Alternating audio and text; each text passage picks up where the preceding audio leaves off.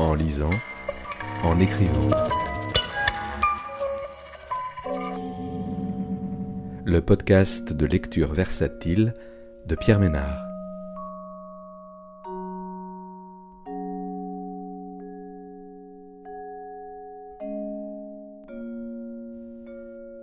Aujourd'hui, les variations de Paul, de Pierre Ducrozet, paru aux éditions Actes Sud en 2022.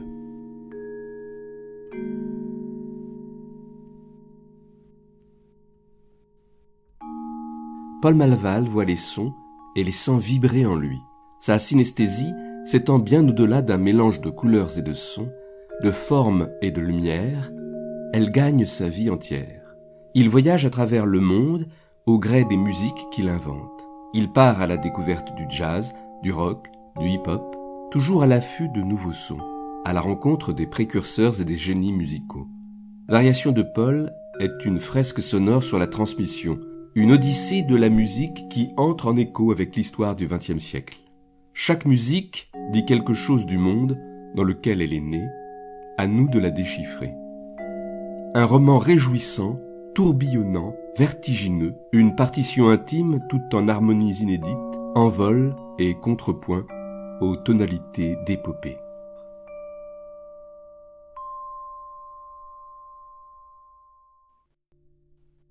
Le soleil s'écrase sur le coin de la table en formica.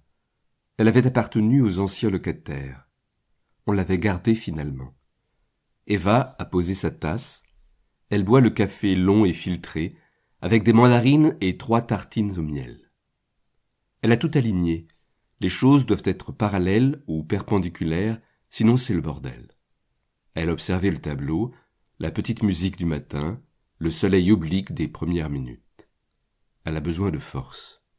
Elle mange les tartines lentement, elle avale les mandarines. La petite va bientôt se réveiller, son sac est prêt. Elle se resserre une dernière tasse. Lorsqu'il y a urgence, elle aime ralentir, pour sentir le temps dans sa paume, fébrile tout à coup, et prisonnier, avant de le laisser jaillir comme une bête. Eva écrase les derniers quartiers sous ses dents. Elle se lève, attrape le sac et pousse sa valise. Toujours pas de bruit. Elle ouvre lentement la porte, pas faire grincer. L'odeur d'apothicaire du couloir l'accueille. Elle descend l'escalier. Paul est réveillé 20 minutes plus tard par les hurlements de Chiara. Il se rend dans la chambre, la prend dans ses bras, l'embrasse longuement. « Eva ? Eva !» Elle a dû sortir un moment. 2 jours plus tard, il est obligé de s'y résoudre. Eva est partie. Paul prend les choses avec pragmatisme. Faisons ce qu'il y a à faire. Ceci, cela, l'intendance, et après on réfléchira. On avait prévu de faire de l'existence un joyeux bordel, alors continuons. Qu'on soit 1, 2, 3, 1000, peu importe. L'idée est la même. Paul prend Chiara dans ses bras. Eva a disparu. Plus de nouvelles, pas de coup de téléphone, rien. Elle est peut-être morte. Elle aura choisi de disparaître comme on le fait au Japon, en Sibérie, ou je ne sais où, quand les corps s'abandonnent naturellement aux brumes et au vide. Paul cherche longtemps quelques traces d'elle. Elle n'a pas pu aller bien loin, elle doit être là, à côté, elle va réapparaître, comme elle faisait tout le temps. Surprise, les amis, c'est moi. Elle va m'écrire, elle va me dire « On a une fille, on s'aime ». Ou, en tout cas, on s'est aimé. Et puis non, rien. Pas de message, pas d'appel. Eva a disparu, et tout un monde avec elle. Paul finit par renoncer à chercher. Il vit avec cette absence. Elle réapparaîtra, c'est sûr, mais il ne peut pas passer ses jours à courir derrière une ombre. Il y a des silhouettes bien tracées dont il faut s'occuper. Avec ou sans toi. Se met alors en place une sorte de danse à 2 pas. Je te laisse, ma chérie. Je t'emmène. Attends que je revienne. Viens dans mes bras. On part en voyage. Aujourd'hui, tu restes à quai. Je reviens vite. Chiara grandit ainsi. Comme une plante tropicale, elle se plie aux éléments. On part. Ta valise est prête. Tu peux la défaire, je dois m'en aller. Étonnamment, elle semble accepter le marché. Elle a l'impression de l'avoir décidé en accord avec son père, d'en être la co-auteure. Rien n'est moins sûr, pourtant, mais laissons-la le croire. Dans l'ombre grandit peut-être une légère amertume qui pourrait devenir quelque chose de plus. Mais là non plus, nous n'en savons rien. Chiara se construit, plume légère, aérienne, sans attache.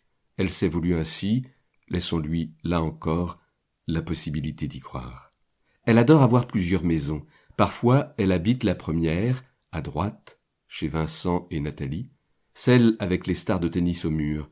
Parfois, c'est chez son oncle Jérémie et ses cousins Baptiste et Amandine, avec qui elle rit le soir en regardant les nuls et les inconnus à la télé. Et puis, il y a sa maison ambulante, avec son père, lorsqu'ils partent pour des expéditions hasardeuses, souvent joyeuses, pour aller chercher des sons distordus au fin fond du monde. Elle l'appelle Padre, et son allure d'aventurier à chapeau mou l'emplit d'admiration. « Ma chérie, prépare tes affaires. On va à l'école ? Non, on part en Inde. » Ce qu'ils découvrent, après 3 vols, 2 correspondances et 8 heures de transit, les foudroie tous les deux. Un grand charivari de tous les sens les prend. Tout ça ne peut pas réellement exister. C'est trop, beaucoup trop. On y plonge quand même parce que tout cela est sidérant de beauté. Ils parcourent le nord du pays, pris dans la fièvre des villes et du temps, qui bat sans trêve entre leurs mains, dans tous leurs sens.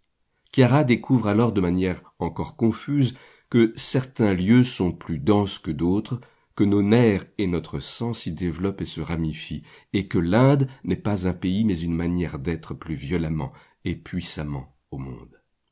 Tout cela est passionnant, mais on est là, pour une chose précise, toujours la même et toujours recommencée, la musique, qui est ici d'une orfèvrerie et d'une complexité sans pareille, comme ces bouquets insensés de fleurs ou ces papiers tressés qu'on trouve sur les bas-côtés des routes, de Madurai à Varanasi. Paul se prend dans la gueule ce qu'il savait pourtant déjà, des gammes dodécaphoniques en forme de rubans multicolores qui s'ouvrent et se déplient de tous les côtés au creux de son pavillon. Il essaye de détricoter cet entrelac qui ne repose pas sur les harmonies.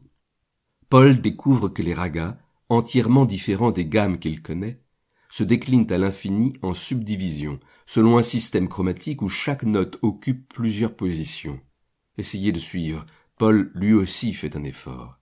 22 intervalles séparent ces notes. Chaque mode possède son humeur, qui, se mêlant à d'autres, compose d'infimes variations, de la nuée légère à l'ouragan. On improvise entièrement ici à partir de ces canevas et des rythmes si raffinés à l'intérieur desquels on dénombre contretemps, sous-unités, légers décalages, avant ou après le temps qui ramifie encore l'arbre. Si Paul n'est pas plus clair, c'est qu'il n'y parvient pas. En tous les cas, le rythme n'est pas une mesure en Inde, c'est une houle, un cycle, comme le temps, la divinité ou l'enfer. À vous de jouer maintenant. Lorsqu'ils reviennent tous deux de ce délire éveillé, Chiara reprend les yeux encore agités le chemin de l'école, pendant que son père s'enferme des mois dans la chambre qu'il a aménagée. Le mot est un peu fort, en studio. Le studio s'est aménagé tout seul et la chambre n'a rien dit. Dans cet espace clos d'où ne filtre du dehors qu'un mince filet de lumière grise, Paul empile, rassemble, ramasse tout ce qu'il a entendu, vu, aimé, détesté, déniché au fil de toutes ces années. L'ensemble s'apparente désormais à une pâte immense et foisonnante qui déborde de tous les côtés sur ses tréteaux. Il y a tout là. Depuis les premiers jours jusqu'à aujourd'hui, les solos jazz de son père, les sonates de sa mère, du rock des débuts jusqu'aux rythmes évanescents de Polynésie. Les enregistrements qu'il a faits, les traces et les signes, mais sur du papier à musique. Il réunit tout ici. Pourquoi d'ailleurs? Il serait bien en peine de le dire. Il sent pourtant qu'il y a comme une porte, là-dedans, dont il cherche la clé tout le jour. Paul compile et rassemble, mais surtout il compose. Voilà le grand changement. Il a empoigné le crayon. Il donne forme à cette masse débordante. L'idée est de reproduire sur le papier tout le bruit du monde, de parvenir à un morceau qui soit lui-même la texture du réel. Si on met tout, absolument tout sur le papier, bruit de moteur, tout, écrit, harmonie, palabres, souffrances, rires et folies, toutes les histoires et toutes les vies, on aura le monde et on aura le mystère intact, élevé au carré. Alors évidemment, la symphonie s'annonce immense, potentiellement sans fin. Pour l'instant, elle compte 2450 pages, environ, et forme sur le bureau de Paul une masse saisissante, un annapurna de papier. Il lui faudra plusieurs vies pour y arriver, mais ce n'est pas un problème dans son cas. Les voyages se poursuivent. À Bali, Chiara et Paul découvrent les gamelans, ces ensembles de gongs et de xylophones, de cymbales et de tambours en peau de buffle qu'on caresse dans toute l'île au parfum de soie. En Islande, ils traversent main dans la main des plaines comme sorties d'un rêve sous le regard des montagnes pelées par le vent. Ils forment un drôle de duo, plus camarades que père et fille, plus profondément reliés que des amis lancés sac au dos sur les chemins. L'appartement du 36 faubourg Montmartre sent la tartine sèche et le renfermé. Paul ouvre grand toutes les fenêtres. Il avale l'air du soir, son heure préférée, appelez-la comme vous voulez, l'heure bleue entre chien et loup.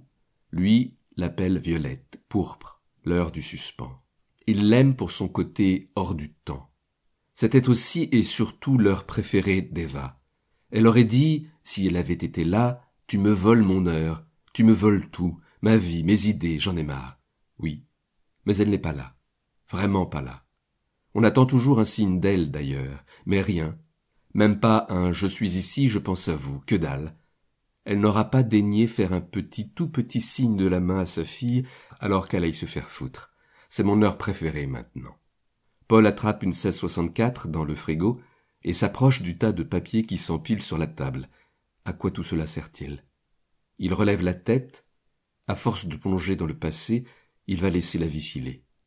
Il est temps de rajeunir encore et de devenir plus bête, plus sauvage, plus présent. Il jette toute la pile en vrac dans l'armoire qui était a priori plutôt destinée à accueillir des vêtements et descend dans les rues pour essayer d'y voir plus clair.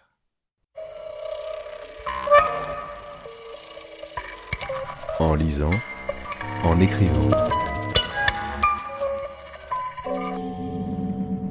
Le podcast de lecture versatile de Pierre Ménard.